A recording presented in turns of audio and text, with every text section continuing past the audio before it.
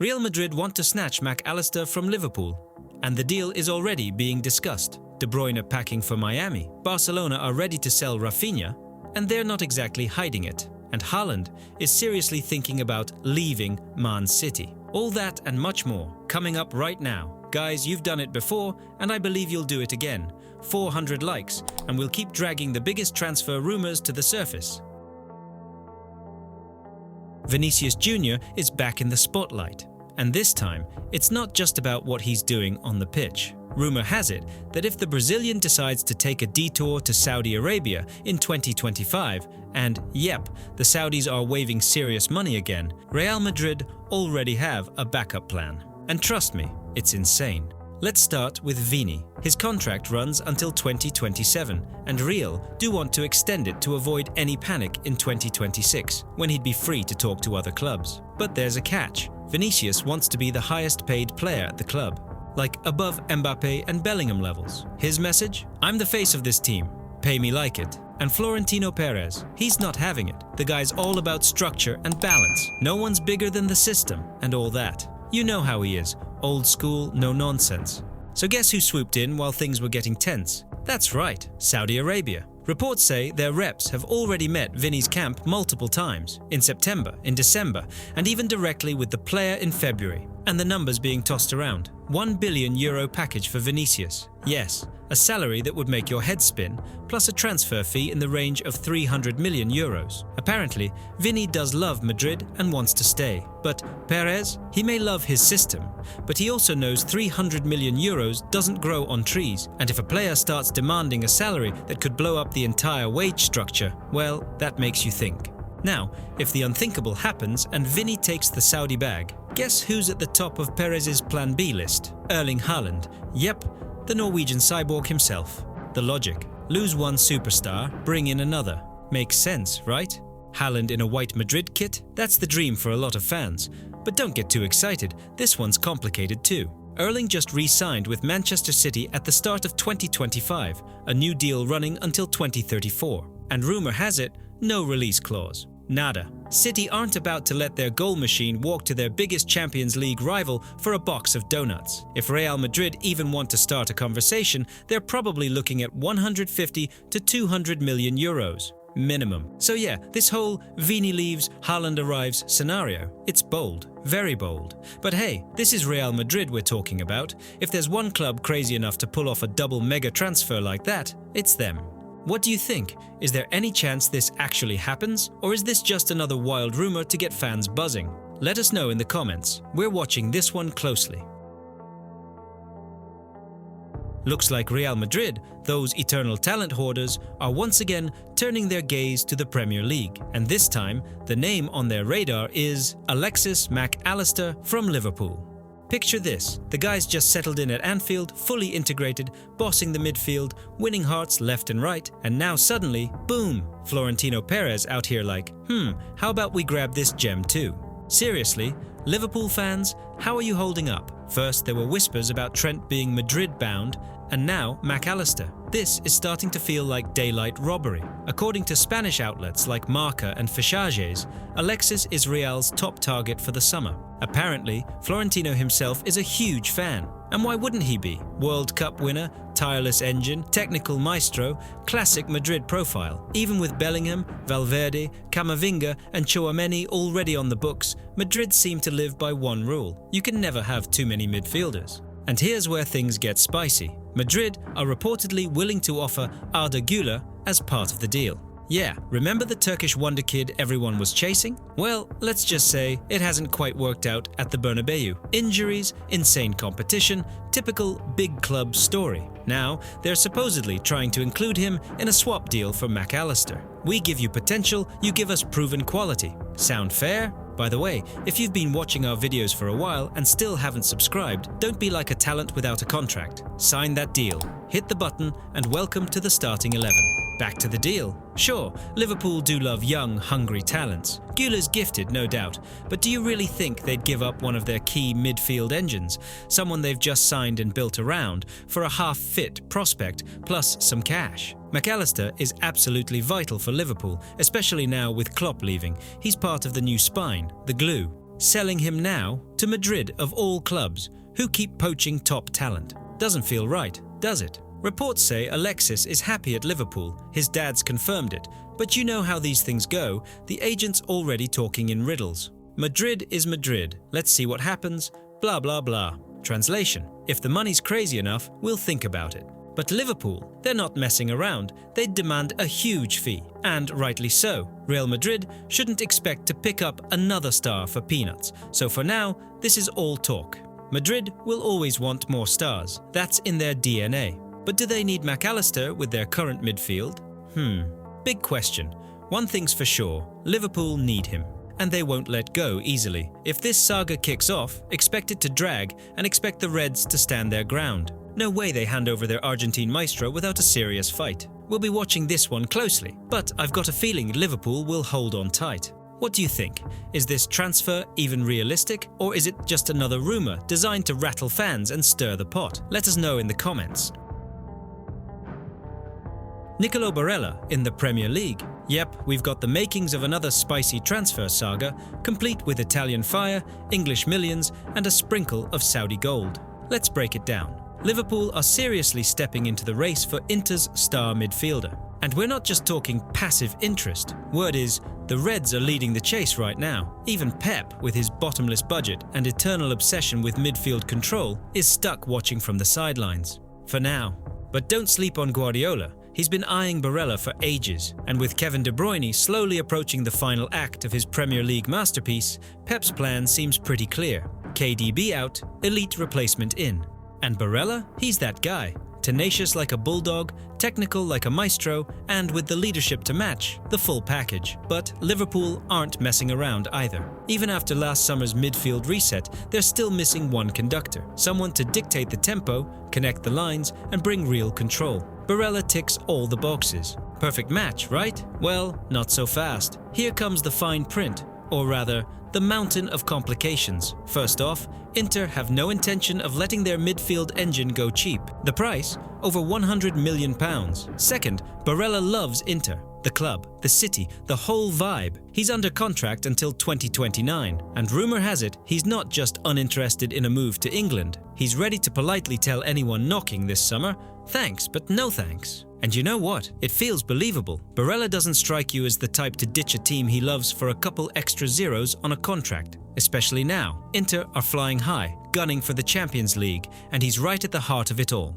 That said, the Saudi millions are still lurking. Al Hilal reportedly offered Barella £35 million a year. Let that sink in. But, and this is crucial, he turned it down. Apparently, it's not about the money for him. It's about trophies, legacy, respect. That rare breed of footballer we don't see much anymore. So, how exactly are Liverpool planning to convince him? Here's where it gets wild. Rumours say the Reds might try to sweeten the deal by including Federico Chiesa or Darwin Núñez as part of the package. Sounds like a scene from Football Manager. We want Barella. Here, take the guy who can't hit the target. Honestly, Darwin's finishing lately has been, let's say, unpredictable. And Chiesa barely plays for Liverpool. Maybe he'd welcome a fresh start himself. Right now, the whole thing feels like a puzzle with too many missing pieces. Everyone wants Barella, but he doesn't seem eager to leave. Liverpool are ready to buy. But can they really convince him? And Inter? They're just sitting back, watching the billion-pound dance around their prized asset. So here's a question for you. Would you walk away from a club you love, even if someone offered you £35 million a year? Let us know in the comments. This one could get wild. Well. Welcome back to Old Trafford, where the drama never sleeps. It's been nearly 6 months since Ruben Amorim took over at Manchester United, and let's just say the Portuguese coach has had plenty of time to get to know the weather and the mess he inherited from Ten Hag. And according to fresh reports from Goal, Amorim's had enough. He's looked at the squad and said, yeah, no, this won't do. Big summer clear-out incoming. Word is the club's prepared to back him with a transfer budget of £200 million. Sounds great, right? £200 million for fresh blood. Let the rebuild begin. But hold your applause. This is still Manchester United, the theatre of absurd. Because there's a massive catch. That £200 million? It's not some fat stack of cash sitting on the table. Nope, that's the maximum budget. But only if the club sells first. Want new signings? Got to offload the dead weight. And not for peanuts either. Meanwhile, you don't even have to sell Garnacho to hit the subscribe button, so go on. Do that now and support content that doesn't come with financial fair play headaches. The new United model is starting to look like this. Sell a star to buy a bench. They don't just need space in the squad, they need cold, hard cash if Amorim's going to bring his ideas to life. So, who's up for the chop? Brace yourself, the rumoured exit list is both shocking and, well, kind of expected. Marcus Rashford, already on loan at Aston Villa, looks like the comeback story isn't happening. Antony, the £100 million trickster trying to reboot his career at Real Betis, probably gone.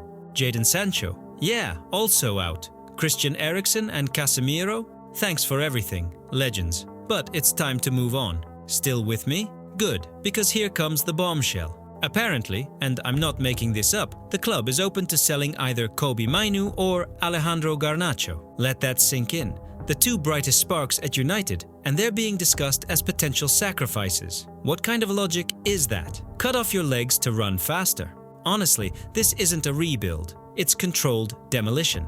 Amorim's job isn't just building a team, it's performing surgery with no anesthesia. He's got to amputate overpriced ballast and maybe even cut into the most promising parts of the squad. This United ship isn't just drifting, it's leaking. And the new captain has to decide who gets tossed overboard just to stay afloat. Oh, and let's not forget the Champions League. It's not just a luxury anymore, it's oxygen.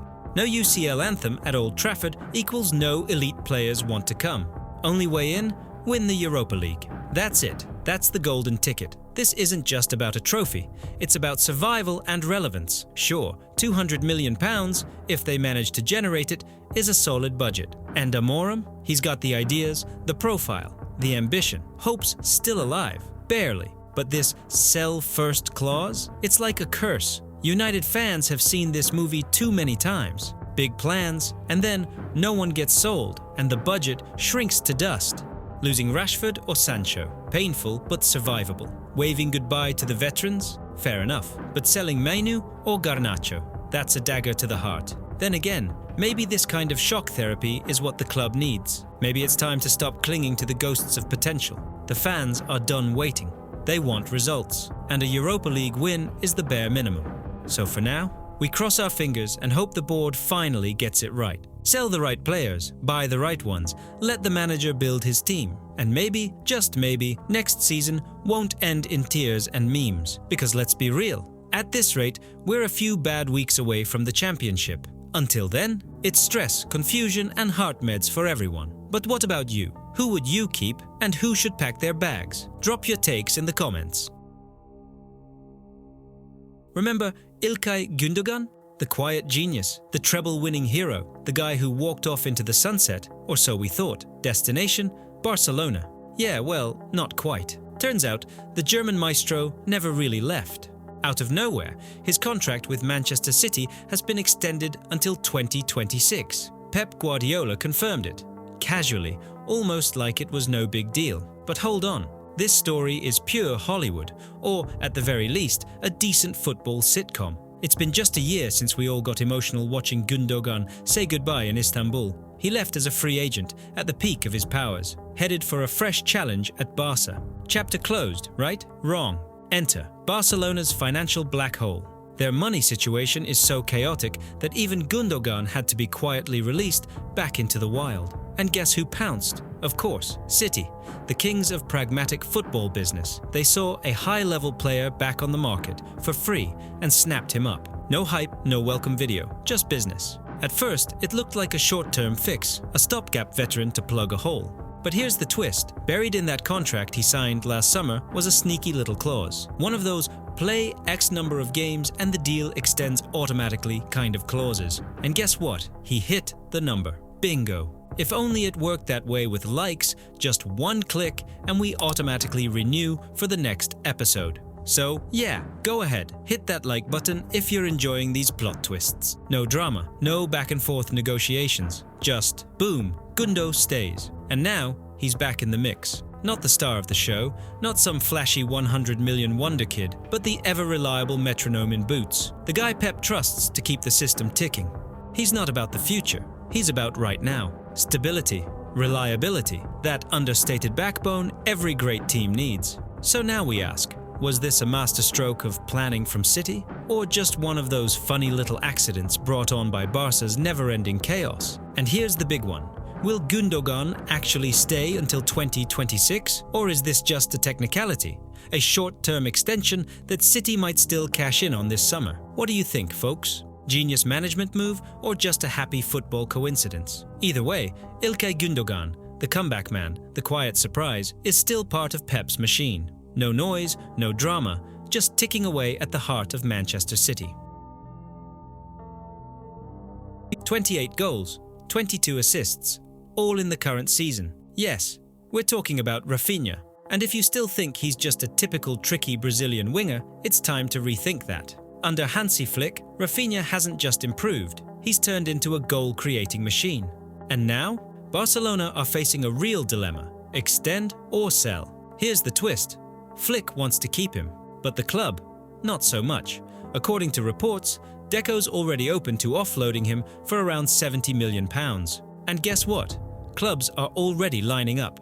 The catch, as always, money. Raphinha's wage demands are sky high, and even though Barca have climbed out of their financial black hole, they're still treading carefully. No wild spending, no breaking the wage structure. We're about order, not PSG-style chaos, that kind of vibe. So if they can't meet his salary expectations, he's going on the market. And guess who showed up first? Chelsea and Arsenal. Chelsea, of course, are ready to throw a suitcase full of cash, whether they need the player or not. That's just their thing. But Arsenal? That's more intriguing. They're building a title-worthy squad, and Raphinha could bring real firepower down the right. Bukayo Saka's been carrying that wing non-stop. Imagine giving him some rest, and subbing in Raphinha, who bangs in a brace. Or picture both of them starting, one on each flank. Terrifying, right? And Raphinha? He's not blind to all this. He remembers the Premier League, Leeds United. He knows the pace, the pressure, and now he knows he's in demand. Serious demand. Real clubs, real money. That gives him major leverage in talks. His contract runs until 2026, which means now is the perfect time for Barca to cash in, if they want to maximize the fee. Especially at £70 million, because as great as he's been, this season is really his first true breakout year in Spain. And Barcelona? Let's be honest, they're not in a position to meet all his financial demands. So this isn't just a rumor anymore, it's becoming a necessity. So here's the question for you. Would you pay £70 million for Raphinha right now? Considering his numbers, his age, his PL experience, it sounds like a smart move, doesn't it? Yeah, Chelsea could easily flip on their money vacuum mode again. But if Arsenal are serious about chasing the title, this kind of signing isn't a luxury. It's a must. Summer's coming, and with it, another transfer storm. And it looks like Raphinha could be right at the center of it. Let us know in the comments, where would you like to see him next season? Emirates or Stamford Bridge? And of course, smash that like button if you want the rumors to keep rolling in like this. Kevin De Bruyne and sunny Miami. This might not just be a vacation, it could be the start of a brand new chapter. The 33-year-old Belgian, a Manchester City legend and one of the most technically gifted midfielders of the past decade, is reportedly eyeing a move to MLS, and more specifically, to Inter Miami. You know, the club where Messi's already handing out assists like party favors. According to Rumours, De Bruyne is open to heading stateside as a free agent once his City contract runs out this summer. And just like that, the MLS clubs are lining up. Who's going to land the pass master? Even San Diego's thrown their hat in the ring, but Miami have the edge. They were the first to put De Bruyne on their discovery list. Quick MLS explainer. If you're the first to claim a player on this list, you get first dibs in negotiations. Everyone else, they either wait or pay a fee just to join the conversation. Inter Miami played this perfectly. They didn't just show interest, they made their move early. And by the looks of it, they want Kevin at any cost. So much so, they even found a loophole in the MLS salary cap. You're only allowed to pay 3 players above the cap, and those slots are already taken at Miami. But wait, here comes targeted allocation money. Yeah, that's a real thing. Miami plan to use over $3 million in TAM funds to bring KDB in. All above board, all by the book. Plus, there's always the magic of sponsor bonuses, which don't count towards the cap at all. So, money, not really the issue here. What about the desire, though? Well, from everything we've heard, De Bruyne is interested. He likes the US, vacations here often, and let's be honest, the idea of teaming up with Messi is hard to resist. Throw in a personal call from David Beckham and, seriously, how do you say no to that? Speaking of saying no, are you really going to say no to the like button? One click and you're instantly part of the squad, just like Kevin in Miami. Although, hold on, let's not rule out Saudi Arabia just yet. The money there flows just as freely as it does on Wall Street. But Miami? That's not just about the cash. It's the sun, the lifestyle, the comfort, and most importantly, the project. Messi, Suarez, Busquets. I mean, come on, that's a dream lineup right there. Interestingly enough, despite all the MLS talk, Kevin hasn't ruled out staying in England. But let's be real, what does he still need to prove in the Premier League? 10 years at City, countless trophies, legendary status. Maybe it's time for a new stage. If this move happens, it would be a massive win for MLS. The league has dreams of becoming a global brand, and signing a name like De Bruyne? That's exactly the kind of headline move that gets you there. So what do you think? Should Kevin make the jump to Miami and embrace the sunshine, or give the Premier League one last dance? Let us know in the comments. We're all watching this one closely.